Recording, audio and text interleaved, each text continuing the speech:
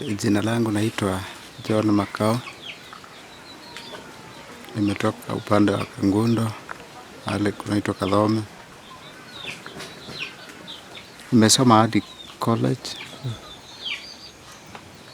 Nilisomea primary Kadhome primary. Nikaenda Chevaluki secondary school. Kutoka hapo nikaenda Kitui TTC. Alafu baadaye ndio kichwa ilianza kuniuma. Sasa baadaye macho ikakuja kupotea kidogo kidogo. Nilipata na shida ya kuumwa na kichwa. Baada ya muda kidogo macho ikaleta shida. Sasa baada ya kwenda kwa hospitali nikaambiwa kwamba macho ikitibiwa inaweza rudi. Sasa nikaenda hospitali kama 2 hivi, Machakos, Lions.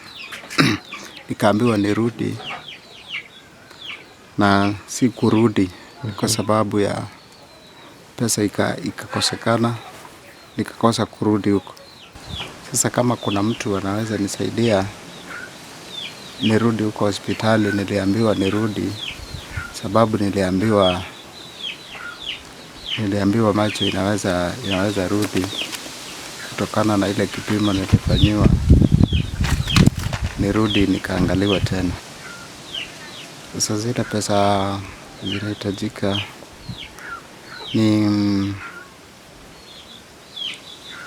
250,000 around hapo itakuwa sawa.